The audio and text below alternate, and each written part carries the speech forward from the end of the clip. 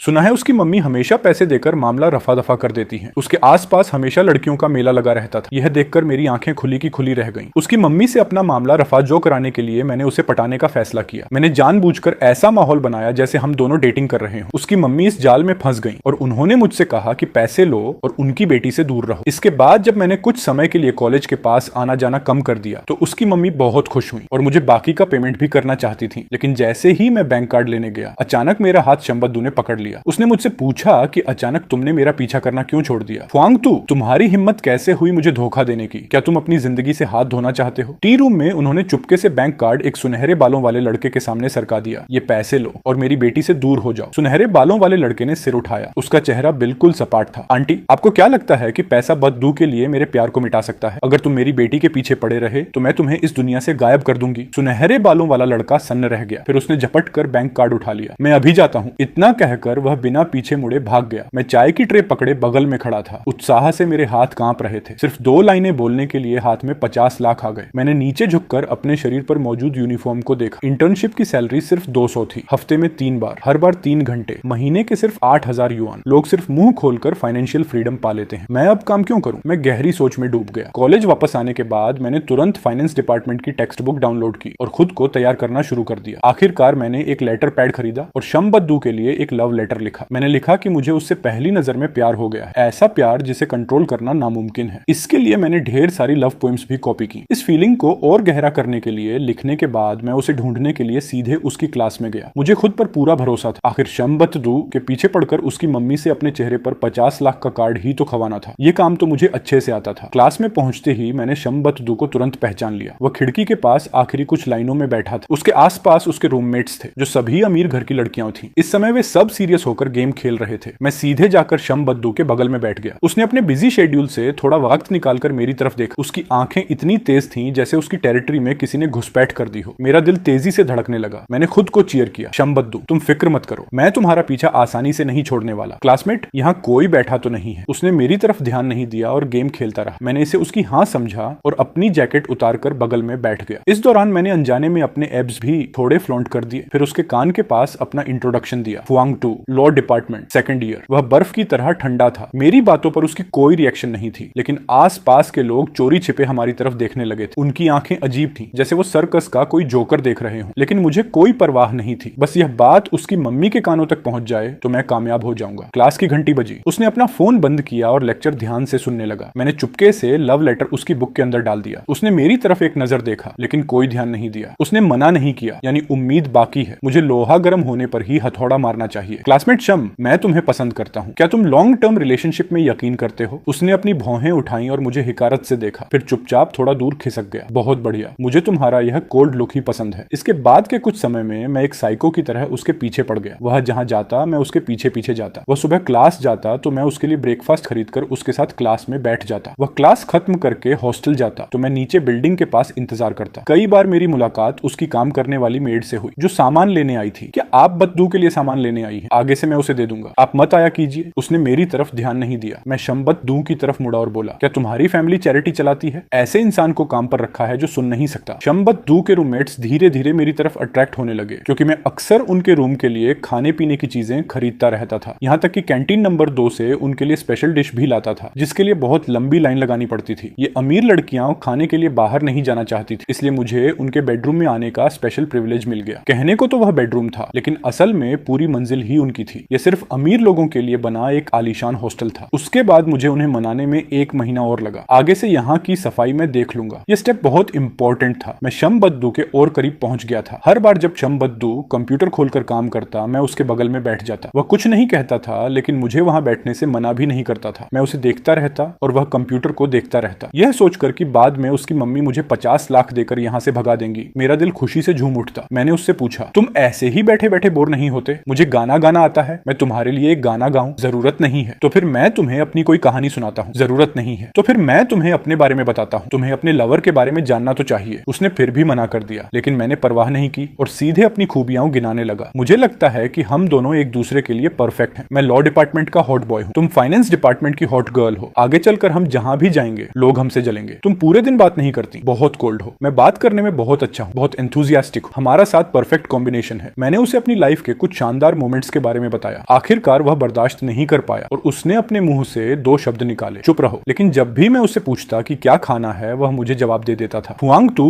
मुझे time Teeyan noodles खाने हैं। टाइम तियन नूडल्स दूसरे कैंपस की कैंटीन नंबर 4 में मिलते थे, लेकिन फिर भी मैं तुरंत उठकर उसके लिए खरीदने चला जाता। कॉलेज में कुछ महीने बिताने के बाद उसे इंप्रेस करना मुश्किल तो था ही, वह सिर्फ वही सुनता था जो वह सुनना चाहता था। लेकिन उसे इंप्रेस करना आसान भी था, क्योंकि क्लास के वक्त वह किसी को अपने बगल में बैठने नहीं देता था, लेकिन मैं रोज उसके बगल में बैठकर उसे परेशान कर सकता था। मुझे उसके हॉस्टल में भी एक परमानेंट जगह मिल गई थी। जैसे अब भी मैंने कहा कि मैं खाना खाते हुए मूवी देखना चाहता हूँ, उसने तुरंत अपना कंप्यूटर मुझे दे दिया। कभी कभी जब कोई हॉट सीन आता तो वह अपनी आंखें बंद कर लेता। मुझे समझ नहीं आता था कि वह मुझे देख रहा है या मूवी देख रहा है। अभी खाना खत्म भी नहीं हुआ था कि मैं जाने लगा। उसकी रूममेट लाकथान नगुएत ने पास आकर धीरे से मुझसे कहा, हुआंग तू, जल्द ही मेरा बर्थडे आने वाला है। मेरी आंखें चमक उठी। मौका आ गया था। मुझे एक ग्रैंड प्रपोजल प्लान करना होगा। अगर मैं ऐसे ही धीरे धीरे आगे बढ़ता रहा तो उसकी मम्मी को कोई फर्क नहीं पड़ेगा। मुझे कुछ बड़ा करना होगा। इसलिए मैंने इंटरनेट पर एक बजट फ्रेंडली प्रपोजल का तरीका ढूंढा। आखिरकार मैंने स्टेडियम में मोमबत्तियों से दिल का शेप बनाने का फैसला किया। बीच में हम दोनों का नाम लिखा। जितना हो सके उतना क्रेजी लुक दिया। उसके बर्थडे से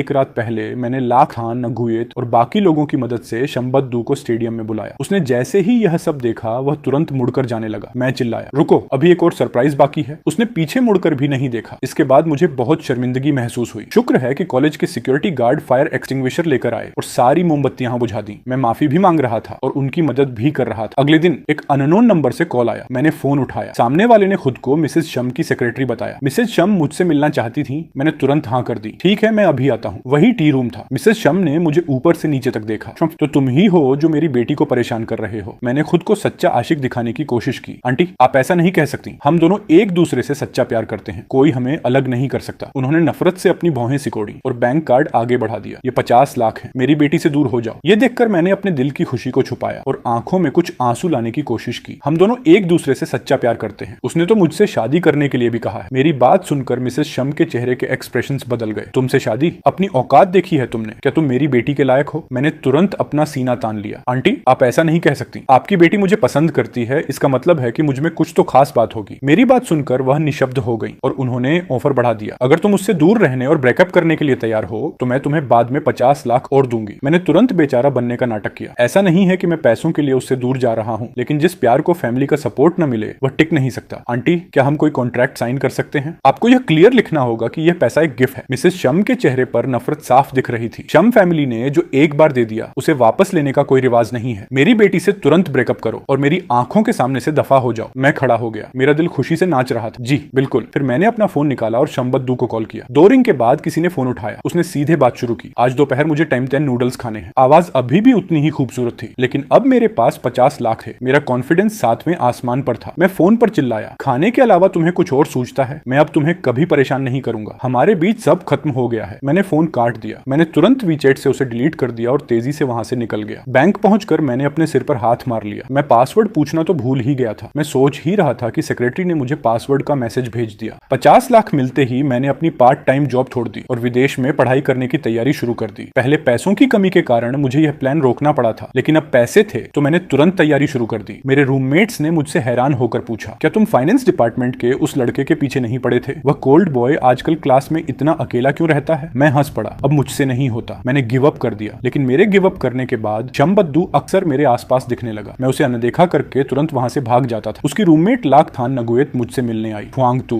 बद्दू बस तुमसे माफी मांगना नहीं जानता, लेकिन वह तुमसे नफरत नहीं करता। तुम थोड़ा और ट्राई करो, तुम्हें सक्सेस जरूर मिलेगी। मैंने अपना हाथ हिलाया। जाने दो, जबरदस्ती का रिश्ता अच्छा नहीं होता। मैं अब उसे परेशान नहीं करूंगा। आखिरकार लाकथान नगुएत उदास चेहरा लेकर चली गई। मुझे लगा कि यह मामला यहीं खत्म हो गया। तभी 2 दिन बाद शंबद्दू हमारी लॉ क्लास में आ गया और मेरे बगल में बैठ गया। मैं तुरंत नर्वस हो गया। मुझे डर था कि कहीं उसकी मम्मी के जासूस आसपास न हो और उन्हें लगे कि मैंने कॉन्ट्रैक्ट तोड़ा है। उसने अजीब तरीके से अपना गला साफ किया। उस दिन के लिए सॉरी। मैं बस सबके सामने तमाशा नहीं बनना चाहता था। ये सुनकर मैं हैरान रह गया। वह मुझसे माफी मांग रहा था, इसलिए मुझे भी माफी मांगनी पड़ी। मेरी ही गलती थी कि मैंने इतना दिखावा किया और तुम्हारे लिए प्रॉब्लम खड़ी की। माफी मुझे मांगनी चाहिए। उसकी आंखें थोड़ी बड़ी हो गईं। अगर तुम्हें पता है कि यह तुम्हारी गलती थी तो तुम मुझे इग्नोर क्यों कर रहे हो, जैसे गलती मेरी हो? मैंने अपने दिल की बेबसी को दबाया और अपना चेहरा दूसरी तरफ घुमा लिया। मैं उससे बात नहीं करना चाहता था। वह वैसे ही कम बोलता था। मुझे चुप देखकर वह भी चुपचाप बगल में बैठा रहा। कुछ देर बाद मुझे लगा कि ऐसे बैठे रहना ठीक नहीं है। मैंने फिर से बात शुरू की। तुम यहाँ क्या कर रहे हो? हमारी लॉ क्लास के लेक्चर्स तुम्हारे किसी काम के नहीं है। उसने पोडियम पर रखी मैरिज लॉ की टेक्स्ट बुक नोटबुक की तरफ देखा, क्या पता आगे चलकर काम आ जाए। क्लास खत्म होते ही दोपहर हो गई थी। वह खड़ा हुआ और उसने मुझसे साथ में लंच करने के लिए पूछा। मैंने उसकी तरफ देखा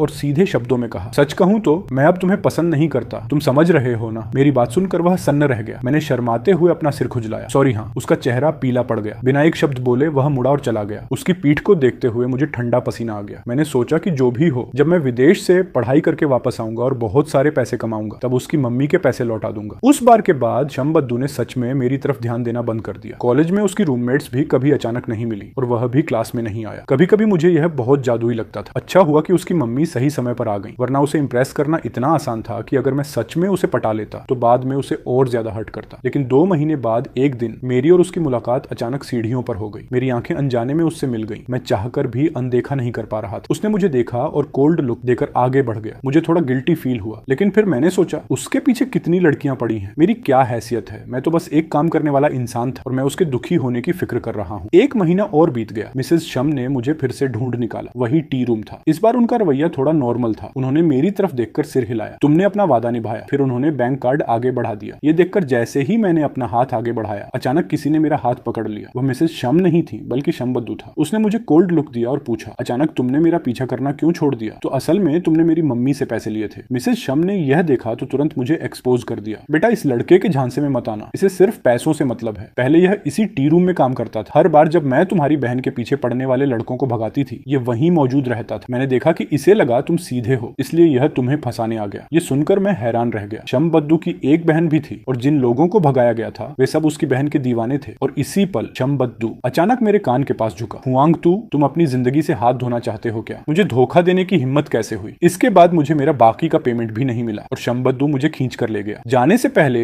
उसने मिसेस शम से कहा, मेरे मामले में दखल मत दीजिए। नीचे पहुंचकर मैंने अपना हाथ छुड़ाने की कोशिश की, लेकिन नाकाम रहा। इसके उलट उसने मुझे कार में ठूंस दिया। मैं चौंक गया। वह कार बहुत तेज चला रहा था। मुझे चुप रहना पड़ा। कार कॉलेज की तरफ जा रही थी। मुझे थोड़ी राहत मिली, लेकिन मैं तब हैरान रह गया जब उसने एक विला के सामने कार रोकी। उसने मुझे गुस्से में नीचे खींचा। वह बहुत गुस्से में दिख रहा था। मुझे अब पछतावा हो रहा था। मुझे लग रहा था कि वह मेरा काम तमाम करने वाला है। कार से उतरते ही मैं नीचे बैठ गया। मुझे अपनी इज्जत की कोई परवाह नहीं थी। जान बचाना सबसे जरूरी था। इसलिए मैं तुरंत घुटनों के बल बैठ गया और उसके पैर पकड़कर भीख मांगने लगा। क्लासमेट शम, मैंने कुछ नहीं किया। तुम्हारी मम्मी ने जो भी पैसे दिए हैं मैं सब वापस कर दूंगा। प्लीज मुझे इस बार माफ कर दो। आगे से मैं तुम्हारी आंखों के सामने कभी नहीं आऊंगा। ये सुनकर उसका गुस्सा और बढ़ गया। वह मुझे सीधे घर के अंदर खींचने लगा। मैंने दरवाजे के फ्रेम को कसकर पकड़ लिया। मर जाऊंगा पर अंदर नहीं जाऊंगा। उसने धीरे धीरे मेरा हाथ वहां से छुड़ाया। मैं डरा हुआ भी था और गुस्से में भी था।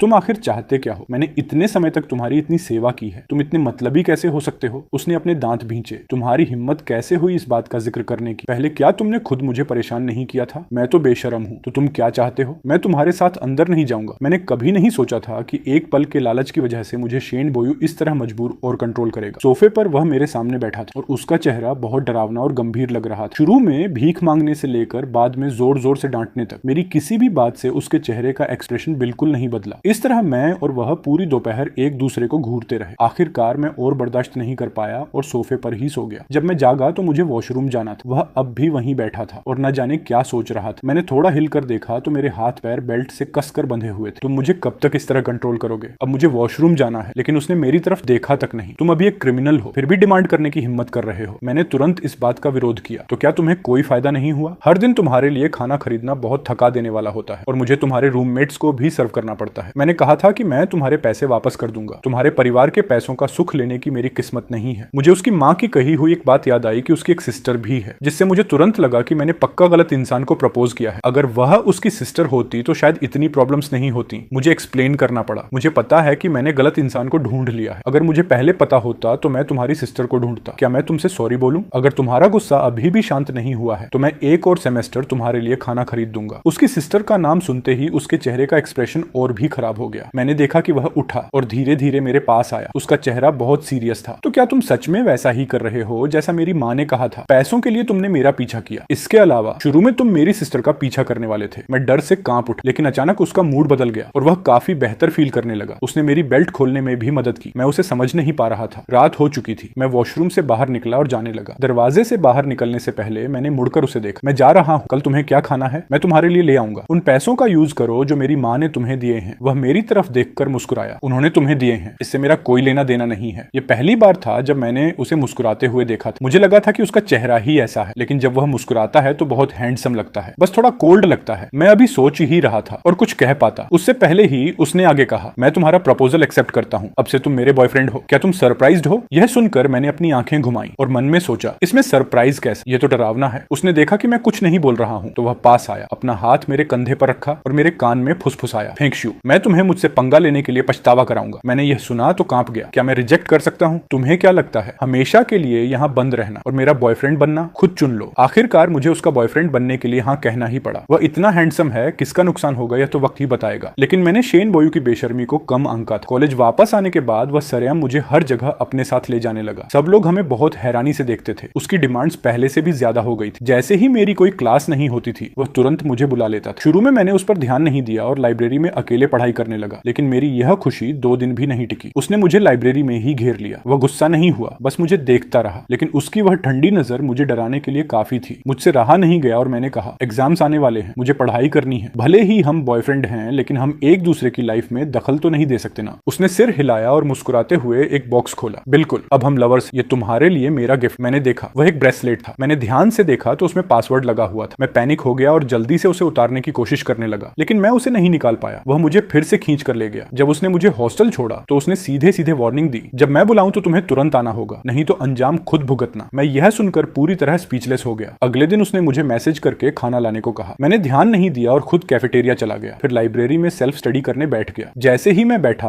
ब्रेसलेट से आवाज आने लगी। वह वही लाइन रिपीट कर रहा था जो मैंने कही थी। मैं इतना डर गया कि अपनी सीट से लगभग कूद ही गया। सब लोग मुझे ऐसे देख रहे थे जैसे मैं कोई पागल हूं। मैं उसका स्विच ढूंढना चाहता था, लेकिन मुझे नहीं मिला, इसलिए मुझे जल्दी से लाइब्रेरी से बाहर भागना पड़ा। रास्ते में सब लोग मुझे घूर रहे थे। उनकी नजरें बहुत अजीब और मजाक उड़ाने वाली थी। मैंने गुस्से में शेन बोयू को फोन किया। तुम बहुत चीप हो। वह सिर्फ हंसते हुए बोला, बॉयफ्रेंड, जल्दी से मेरे लिए खाना लेकर आओ। मुझे जबरदस्ती हाँ कहना पड़ा था। ब्रेसलेट ने आखिरकार आवाज करना बंद कर दिया और मैं कैफेटेरिया से खाना लेने गया। जब मैं हॉस्टल पहुंचा तो उसके रूममेट्स मुझे टीज करते हुए भाभी बुलाने लगे। मैंने एक ठंडी सांस ली और खाने का डिब्बा उसकी टेबल पर पटक दिया। मैंने झुककर उसके कान में धीरे से कहा, तुम्हें पता है कि इस वक्त मेरी कितनी बेइज्जती हुई है? तुम इतने बुरे क्यों हो? तुम्हें पता है कि इस वक्त पूरा कॉलेज मुझ पर हंस रहा है? उसने फिर से मुझे देखकर एक फेक स्माइल दी, जिसे देखकर उसे पीटने का मन कर रहा था। दोनों के लिए एक जैसा ही है। मैंने यह देखकर गुस्से से अपने दांत भींचे। क्या अब मैं जा सकता हूँ? यंग मास्टर ने फिर से अपना सिर हिलाया। अब भी नहीं। उसके रूममेट्स हमें बहुत क्यूरियस होकर देख रहे थे, जैसे पूछ रहे हों कि हम कब से इतने क्लोज हो गए हैं। मुझे मजबूरी में अपना बैग उसकी टेबल पर रखना पड़ा और मैं वहीं पढ़ाई करने लगा। उसके बाद से उसे जैसे मेरा रिमोट कंट्रोल मिल गया था और वह मुझे टॉर्चर करने का कोई मौका नहीं छोड़ता था। अगर मैं उसके मैसेज का रिप्लाई नहीं करता या उससे मिलने नहीं जाता तो वह उस ब्रेसलेट को बजा देता था। उसे पता था कि मैं टोफल की तैयारी कर रहा हूँ, तो उसने मुझसे वह 5 मिलियन वापस मांगे जो उसकी माँ ने मुझे दिए थे। उस दिन हमारे बीच बहुत बड़ा झगड़ा हुआ। मैंने उसकी तरफ उंगली उठाई और कहा, क्या तुम्हारी माँ ने नहीं कहा था कि जो चीज शेन परिवार एक बार दे देता है वह वापस नहीं लेता? मैंने तुम्हारे लिए इतना कुछ किया है तो थोड़ा फायदा मिलना तो बनता है। वह खड़ा हुआ और मुझ पर चिल्लाया, मुझे लगता है कि थोड़े से पैसे आते ही तुम्हारा एटीट्यूड बदल गया है। तुम अभी मेरे बॉयफ्रेंड हो। जरा देखो तुम क्या कर रहे हो। तुम्हारे अंदर एक बॉयफ्रेंड वाली कोई फीलिंग ही नहीं है। तुम किस बेसिस पर विदेश पढ़ने जा रहे हो? अगर तुम पैसे लेकर मुझसे दूर नहीं जा रहे होते तो 5 मिलियन क्या, मैं तुम्हें 50 मिलियन भी दे देता। मैंने मुट्ठी भींच ली और गुस्से में मेरे मुंह से निकल गया, तुम्हारे पैसों की जरूरत किसे है? उसने मेरी तरफ इशारा किया, अगर जरूरत नहीं है तो इसे वापस करो। मेरे परिवार के पैसों से तुम विदेश पढ़ने नहीं जा सकते। मैं गुस्से से पागल हो गया। बॉयू, मैं सच में तुम्हारी बहुत इंसल्ट फील करता हूँ। मेरा यह ब्रेसलेट उतारो, मैं तुमसे ब्रेकअप करना चाहता हूँ। उसने यह सुना तो मेरा हाथ कसकर पकड़ लिया। ब्रेकअप तभी होगा जब मैं मर जाऊंगा। मैं शॉक्ड रह गया। उस पल मुझे लगा कि भले ही हमारी शादी नहीं हुई है, लेकिन ये शादी से भी बढ़कर है। ये बहुत डरावना था, लेकिन आखिरकार हम अभी भी स्टूडेंट्स ही थे। उस दोपहर क्या खाना है इस बात पर हमारा फिर से बहुत बड़ा झगड़ा हुआ, जिसने पिछले सारे झगड़ों को पीछे छोड़ दिया। उसने कहा कि उसे कैफेटेरिया नंबर 1 में स्पाइसी चिकन खाना है। मैंने कहा कि मुझे कैफेटेरिया नंबर 4 में नूडल्स खाने हैं। उसने कहा कि कैफेटेरिया नंबर 4 बहुत दूर है और वह आलसी है, तो मैंने कहा कि मैं अकेले चला जाऊंगा। इस तरह वह इंसान जो मेरे सहारे आधा अपाहिज बना रहता था, अब रोज मेरे साथ कैफेटेरिया जाने लगा। मैंने अपने हाथ फैलाए और कहा, तो हम अलग अलग खाते हैं, किसी को किसी के लिए रुकने की जरूरत नहीं है। लेकिन उसने मुझे फिर से खींच लिया। ये तो बहुत अच्छा सपना है। उसके बाद उसने मुझे जबरदस्ती स्पाइसी चिकन की दुकान पर खींच लिया। कॉलेज ने मेरे प्रपोजल को जल्दी ही एक्सेप्ट कर लिया। नोटिस आने के बाद शेन बोयू ने मुझसे सीधे कहा, हम बाहर साथ रहने के लिए शिफ्ट हो रहे हैं। शादी से पहले साथ रहने से मना करने पर वह सिर्फ ठंडा सा हंसा और मेरी राय की परवाह किए बिना मुझे हॉस्टल का कमरा खाली करने पर मजबूर कर दिया और मुझे अपने विला में ले आया। लेकिन उसके विला में रहने का एक फायदा था, वहाँ पर्सनल वॉशरूम था, इसलिए पब्लिक बाथरूम में जाने की जरूरत नहीं पड़ती थी। पहले कॉलेज में क्या तुम भी पब्लिक बाथरूम जाते थे? हाँ, क्या तुम भी पब्लिक बाथरूम जाना चाहते हो? तुम मेरे कमरे में आ सकते हो, हम साथ में नहा सकते हैं। इससे बिल्कुल बिल्कुल पब्लिक बाथरूम जैसा माहौल बन जाएगा। मैं थोड़ा स्पीचलेस हो गया। एक लड़का और लड़की साथ में कैसे नहा सकते हैं? वैसे भी मैं एक शरीफ लड़का हूँ, अगर किसी का मन डोल गया तो मैं कहाँ जाकर रोऊंगा। लड़कों को बाहर अपनी सेफ्टी का ध्यान रखना चाहिए। जूनियर ईयर के विंटर वेकेशन से पहले उसने कहा कि सब लोग एक साथ ट्रिप पर जा रहे हैं। उसने बताया कि सब लोग अपने अपने बॉयफ्रेंड को साथ ला रहे हैं, इसलिए वह चाहता था कि मैं भी उसके साथ चलूं। मैं नहीं जाना चाहता था, लेकिन उसने मुझे मना करने का कोई मौका नहीं दिया। आखिरकार मुझे उसकी बात माननी ही पड़ी। हम पहाड़ों में एक रिसोर्ट में गए। जब हम वहां पहुंचे तो बर्फबारी शुरू हो गई थी। हर तरफ बस सफेद चादर बिछी थी जो शहर से बिल्कुल अलग थी। वहां एक स्कीइंग ग्राउंड भी था। बहुत से लोग वहां स्कीइंग का मजा ले रहे थे। शेन बोयू ने मुझसे पूछा कि मैं क्या खेलना चाहता हूं। मैंने स्कीइंग ग्राउंड की तरफ देखा और ट्राई करने के लिए एक्साइटेड हो गया। मुझे बहुत मजा आया। जब मैं बारबेक्यू खाने गया तो बाकी सारे कपल्स अलग हो चुके थे। वहां सिर्फ मैं और शेन बोयू बचे थे। उसने मेरा हाथ पकड़ा और आखिरकार इस ट्रिप का अपना असली मोटिव सामने रख, फेंगशू, मेरे साथ हॉट स्प्रिंग बाथ के लिए चलो। उसके बाद मुझे मजबूरी में उसके पीछे जाना पड़ा। हम पहाड़ पर ऊपर जाने वाले एक छोटे रास्ते पर चलने लगे। उसने बताया कि हॉट स्प्रिंग किसी दूसरी जगह पर है। वहां जाने के लिए थोड़ा चलना पड़ता है। नॉर्मली लोग वहां जाने के लिए केवल कार का यूज करते हैं। हम बर्फ पर चल रहे थे। वह आगे चल रहा था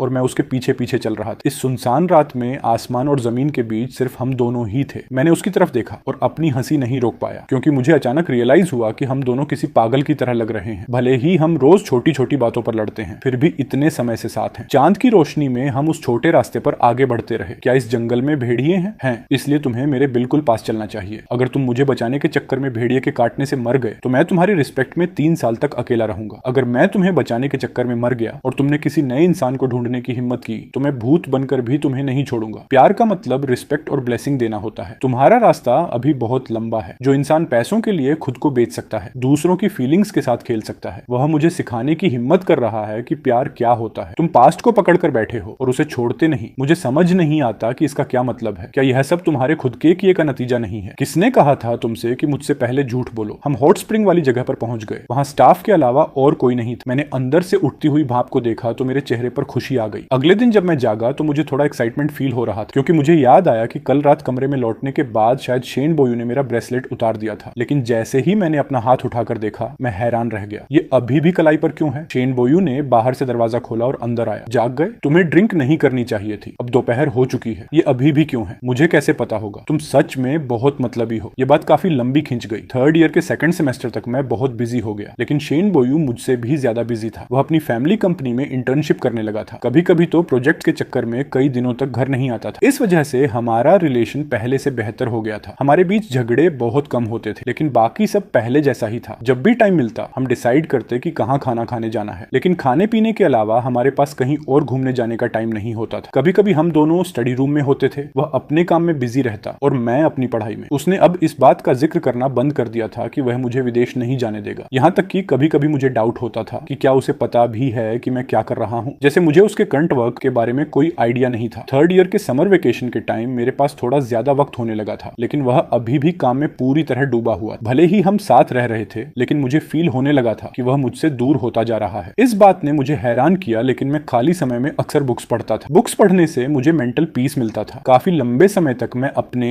और शेन बोयू के रिलेशन के बारे में सोचता रहा। आखिरकार एक दिन मैंने सब कुछ क्लियर सोच लिया। लिविंग रूम में मैंने बुक उठाई और एक ठंडी सांस ली। मुझे लगा कि शायद मैं किसी बिजनेस टाइकून वाले नोवेल के बाई गोंगवे फर्स्ट लव जैसा हूँ। मेरा विदेश जाने का डिसीजन सिर्फ मेन लीड को रास्ता देने के लिए है। बाई गोंगवे को बाद में पछतावा हो सकता है, लेकिन इस वक्त मैं अपने ब्राइट फ्यूचर को नहीं छोड़ सकता। मैं एक डिफरेंट फ्यूचर का चांस नहीं गंवा सकता। मैं लोगों के कॉन्शियस और प्यार पर दांव नहीं लगा सकता। हर इंसान के ग्रो होने की स्पीड अलग होती है। हर किसी का स्टार्टिंग पॉइंट भी अलग होता है। इस बड़े गैप के सामने सच्चा प्यार ज्यादा मुश्किलें बर्दाश्त नहीं कर पाता। इसलिए मैं उठा और उसके स्टडी रूम में गया। मैंने पेन लिया और एक बुक के अंदर एक लाइन लिखी, मैं जा रहा हूँ। मैं एक्सेप्ट करता हूँ कि मैं तुम्हें सच में बहुत पसंद करता हूँ। शायद तुम मुझे भूल चुके हो, लेकिन अगर तुम मुझे भूल भी जाओ तो कोई बात नहीं, क्योंकि मैं भी तुम्हें भूल जाऊंगा। लिखने के बाद मैंने अपना फोन निकाला और शेन बोयू का कॉन्टैक्ट नंबर डिलीट कर दिया। उसके बाद मैं एक अनजान शहर में आ गया और एक नई लाइफ स्टार्ट की। मेरा रूममेट एक मेडिकल स्टूडेंट था। मैं अक्सर सोते समय उसके कमरे से गहरी सांसें लेने की आवाज सुनता था। जब भी ऐसा होता मैं खुद को लकी मानता कि मैंने शेन बोयू का नंबर डिलीट कर दिया था। अगर ऐसा नहीं होता तो पक्का मेरा मन उसे फोन करने का करता। सूनी रातों में उसके अलावा मेरा कोई ऐसा नहीं था जिससे मैं कांटेक्ट कर सकूं। इस तरह 2 महीने बीत गए और अब मुझसे और बर्दाश्त नहीं हो रहा था, क्योंकि हर रात नीचे वाले अपार्टमेंट से खाने की खुशबू आती थी। इतनी देर रात को खाना बनाना सच में अनबेयरेबल था। इसलिए मैं उस खुशबू के पीछे पीछे नीचे गया और पड़ोसी के दरवाजे पर नॉक किया। दरवाजा खुला और सामने शेन बोयू खड़ा था। उसे देखकर मैं वहीं जम गया। शेन बोयू ठीक मेरे सामने खड़ा था। उसके हाथ में स्वीट एंड नूडल्स और रिब्स की एक बड़ी प्लेट थी। उसने वह खाना पास के एक डॉग के आगे डाल दिया। वह डॉग उसे बहुत मजे से खा रहा था। कल तक मुझे उस पर एक आवारा डॉग समझकर तरस आ रहा था और लग रहा था कि हम दोनों की सिचुएशन एक जैसी है, लेकिन आज उसकी किस्मत चमक गई थी। एक्सक्यूज मी स्टूडेंट, क्या कोई काम है? मैं होश में आया, अपने हाथ के फ्रूट्स आगे बढ़ाए। मैं नए पड़ोसी से जान पहचान करने आया हूँ। सॉरी, मैं अजनबियों का दिया हुआ खाना नहीं खाता। यह सुनकर मैंने फ्रूट्स को दरवाजे के पास रखा और उसका हाथ पकड़ लिया। उसने मेरा हाथ झटक दिया, लेकिन मैंने हार नहीं मानी और उसकी कलाई फिर से पकड़ ली। उसी समय वहां से एक राहगीर गुजरा और क्यूरियस होकर देखने लगा। यह देखकर उसने मजबूरी में मुझे घर के अंदर खींचा और मुझे चिढ़कर देखा। क्या तुम विदेश सिर्फ इसलिए आए हो ताकि आधी रात को पड़ोसी के घर जाकर उस पर हाथ उठा सको? मेरी लाइफ बहुत खराब चल रही है। प्रोफेसर बहुत फास्ट पढ़ाते हैं, हर दिन बुक्स पढ़ना और थीसिस लिखना पड़ता है। कोई फ्रेंड भी नहीं है। तुम्हें फोन करना चाहता था, लेकिन डर था कि तुम कहोगे कि यह मुसीबत मैंने खुद चुनी है। उसने अपने हाथ बांधे और मुंह फेर लिया। मुझे यह सब क्यों बता रहे हो? मैं तुम्हारा कोई नहीं लगता। क्या तुम मुझसे पैचअप करने नहीं आए हो? अगर ऐसा नहीं है तो तुम मेरे घर के नीचे खाना बनाकर मुझे क्यों ल्योर कर रहे थे? तुम मुझे क्या समझते हो? जब मन किया ब्रेकअप कर लिया, जब मन किया वापस आ गए, जब मन किया आए और जब मन किया चले गए। तो तुम मुझे थोड़ा खाना दे दो, तुम ही बना लो। मैं अपना पार्टनर और फ्रूट्स दोनों एक साथ नहीं खोना चाहता। आखिरकार उसने मुझे टेबल पर बैठने दिया। डिनर टेबल पर मैंने स्पून उठाई और पागलों की तरह खाने लगा। तुमने खाना बनाना कब सीखा और तुम यहाँ क्या करने आए हो? वह रेफ्रिजरेटर के पास खड़ा होकर मुझे जजिंग लुक्स के साथ देख रहा था। मैं यह देखने आया था कि मुझसे दूर होने के बाद कुछ लोग कितनी दयनीय लाइफ जी रहे हैं। तुम्हें निराशा हुई होगी। भले ही बहुत सी प्रॉब्लम्स हैं, लेकिन ये चीजें मुझे हरा नहीं सकती। यह सुनकर वह अचानक आगे आया और मेरे सामने बैठकर मुझे सीरियसली देखने लगा। मेरे साथ वापस चलो, हम अभी शादी करेंगे। तुम्हारा यहाँ अकेले रहने का क्या मतलब है? मेरा दिल थोड़ा पिघला, लेकिन फिर भी मैंने अपना सिर हिला दिया। अगर किसी की सोल अंदर से अकेली है तो वह कहीं भी अकेला ही फील करेगा। वैसे भी जब हम साथ रह रहे थे तो वह शादी जैसा ही था। वह लाइफ भले ही थोड़ी लोनली और रोमांटिक थी, लेकिन मैं उसे दूसरी बार एक्सपीरियंस नहीं करना चाहता। उस रात मैं ऊपर अपने किराए के अपार्टमेंट में वापस नहीं गया। शेन बोयू ने कहा कि मैंने उसका खाना खाया है तो मैं मुफ्त में नहीं जा सकता, इसलिए उसने मुझे जबरदस्ती अपने घर पर रात बिताने के लिए रोक लिया। अगली सुबह जब मैं जागा तो वह अब भी मेरे पास ही लेटा हुआ था। पहले की तरह नहीं, जब वह हमेशा बाहर जाने की जल्दी में रहता था, जैसे पूरी दुनिया को बचाने की जिम्मेदारी उसी की हो। शेन बोयू यहाँ 5 दिन रुका। उसके बाद उसे वापस देश के लिए फ्लाइट लेनी थी। उसने कहा कि अगर वह वापस नहीं गया तो उसकी सिस्टर को लगेगा कि वह पूरी दुनिया जीत सकती है। उसके जाने के दिन मैंने उसे दरवाजे तक छोड़ा। उसने मेरे कंधे पर हाथ रखा। अगले महीने मैं फिर आऊंगा, अच्छे से पढ़ाई करना, हमेशा बाहर का खाना मत खाना। मैंने दरवाजा बंद किया और टेबल पर रखा सैंडविच उठा लिया। मैं गुनगुनाते हुए उसे खाने लगा। मैं और शेन बोयू इस तरह फिर से साथ आ गए। पैचअप के बाद मेरा मूड काफी लाइट हो गया था। लाइफ का एक गोल मिल गया था। मैंने कड़ी मेहनत करना स्टार्ट कर दिया ताकि अपना टास्क जल्दी पूरा कर सकूं। इस तरह जब भी वह आएगा मैं पूरा टाइम उसके साथ रह सकूंगा। शेन बोयू हर महीने मुझसे मिलने आता था। मैं उसके आने के दिनों को जेल विजिट डेज कहता था। उसकी कुकिंग स्किल्स बहुत अमेजिंग थी। एक दिन उसने मुझे इशारा किया, यहाँ आओ, मैं तुम्हें सिखाता हूँ। मैं सोफे पर बैठा रहा और हिला तक नहीं। इसे सीखने में क्या रखा है, लेकिन फिर भी अपनी आदत के मुताबिक मैं उसके पास गया। मैं एक केयरिंग पार्टनर की तरह उसकी स्लीव्स फोल्ड करने और एप्रन बांधने में उसकी हेल्प करने लगा। मुझे खाना बनाना पसंद नहीं है, लेकिन मुझे उसे खाना बनाते हुए देखना पसंद है। हमारी लाइफ धीरे धीरे एक ओल्ड कपल जैसी होने लगी थी। बाद में जब मैं अपनी PhD कर रहा था तब मैंने और शेन बोयू ने शादी का रजिस्ट्रेशन करवा लिया। रजिस्ट्रेशन ऑफिस से बाहर आते ही मैंने मैरिज सर्टिफिकेट हाथ में लिया और शेन बोयू की तरफ देखा। अगर तुम्हारी माँ ने मुझे एक्सेप्ट नहीं किया और कहा कि अगर मुझसे डिवोर्स नहीं लिया तो वह तुम्हें घर से निकाल देंगी, तुम्हारा क्रेडिट कार्ड ब्लॉक कर देंगी और तुम्हारा करियर खत्म हो जाएगा, तो तुम घर वापस जाओगे या मेरे साथ रहोगे? मैं छत से कूद जाऊंगा। मेरे दिमाग में उसकी हंसते हुए कूदने की इमेज आ गई। तो कूदने से पहले तुम्हें गुड बाय कहना होगा। फेंग शू, मेरी लाइफ का सच्चा प्यार। उसके कंधे कांपने लगे और वह मुझे ऐसे देखने लगा जैसे अब और बर्दाश्त नहीं कर सकता। मैंने उससे फिर पूछा, तुम्हारी माँ को कोई ऑब्जेक्शन नहीं है? मेरा मतलब हमारी शादी से है। उन्हें मुझे कंट्रोल करने का कोई राइट नहीं है। अचानक मुझे पुरानी बात याद आई। वैसे मुझे याद आया कि मैं अभी तक तुम्हारी सिस्टर से नहीं मिला हूँ। हम उसकी वजह से ही तो साथ आए हैं। उसने मुझे एक नजर देखा और कुछ नहीं कहा, लेकिन मुझे लगा कि उसके और उसकी सिस्टर के बीच रिलेशन शायद ज्यादा अच्छे नहीं है, क्योंकि पेरेंट्स अक्सर छोटे बच्चे को ज्यादा फेवर करते हैं। इस बात ने मुझे हमारे फ्यूचर को लेकर थोड़ा एंग्जाइटी में डाल दिया। जल्दी ग्रेजुएशन करके देश वापस लौटने के लिए मैं हर दिन बहुत पढ़ाई करता था। लाइफ बहुत बिजी और फुलफिलिंग थी। जब वह अगली बार मुझसे मिलने आया तो मुझे देखकर हैरान रह गया। फेंग शू, तुम इतने मोटे कैसे हो गए? सच में मुझे भी लग रहा है कि मेरा वजन थोड़ा बढ़ गया है। क्या तुम बहुत ज्यादा खा रहे हो? हाँ शायद। थीसिस लिखने के बाद मेरा मन फ्राइड चिकन खाने का करता है, तो आज से मैं तुम्हारे लिए वेट लॉस डाइट बनाऊंगा। आधे महीने बाद मेरा वेट फिर से नॉर्मल हो गया। मेरे क्लासमेट्स ने जब सुना कि मेरी फैमिली का कोई मेंबर मेरे साथ रहने आया है तो वे बहुत सरप्राइज्ड हुए और हमेशा मेरे घर आकर खाना खाना चाहते थे। शेन बोयू ने 2 बार उन लोगों के लिए खाना बनाया। फिर उस रात वह सोफे पर टेक लगाकर मुझे देखने लगा। अगली बार अगर तुम किसी को खाने पर घर लाए तो तुम भी घर मत आना। मुझे बहुत गिल्टी फील हुआ, इसलिए मैंने क्लासमेट्स को घर बुलाना बंद कर दिया। मुझे लगता है कि 2 लोगों की लाइफ में एक दूसरे के लिए एडजस्ट करना पड़ता है, लेकिन मैंने यह नहीं सोचा था कि हमारा सबसे बड़ा टेस्ट हमारे डेली लाइफ के रूटीन का मैच होना होगा। वह कभी कभी बहुत देर रात तक पढ़ता था, मैं भी कभी कभी आधी रात तक थीसिस लिखता था, लेकिन हम दोनों रेफ्रिजरेटर पर स्टिकी नोट्स लगा देते थे। ऐसी लाइफ बहुत सिंपल और पीसफुल थी, इतनी सिंपल कि मुझे लगा हम हमेशा ऐसे ही रह सकते हैं। पीएचडी के 3rd ईयर में मेरी थीसिस बहुत अच्छे से प्रोग्रेस कर रही थी। शेन बोयू का रिमोट वर्क भी स्टेबल हो गया था। हमने डिसाइड किया कि ग्रेजुएशन के बाद हम साथ में देश वापस लौटेंगे। वापस लौटने के दिन उसने अपार्टमेंट का सारा सामान पैक करके शिप कर दिया। मैंने दरवाजे पर खड़े होकर आखिरी बार उस छोटे और कोजी घर को देखा। उसने सूटकेस खींचा और सीधे आगे बढ़ गया। चलो, ऐसा नहीं है कि हम कभी वापस नहीं आएंगे, बाद में जब भी मन करेगा मिलने आ जाएंगे। सही कहा, तुम बिल्कुल ठीक कह रहे हो। देश लौटने के बाद मेरी और शेन बोयू की लाइफ पहले जैसी ही चलती रही। कई सालों बाद मैं और शेन बोयू साथ में अपनी बेटी को किंडरगार्टन से लेने गए। रास्ते में हमारी छोटी प्रिंसेस ने मुझसे क्यूरियस होकर पूछा, डैड, आप और मॉम साथ कैसे आए थे? मैंने अपने पास खड़े शेन बोयू की तरफ देखा जो मुझे ही देख रहा था। तुम्हारे डैड और मॉम बहुत मुश्किलों का सामना करने के बाद साथ आ पाए थे।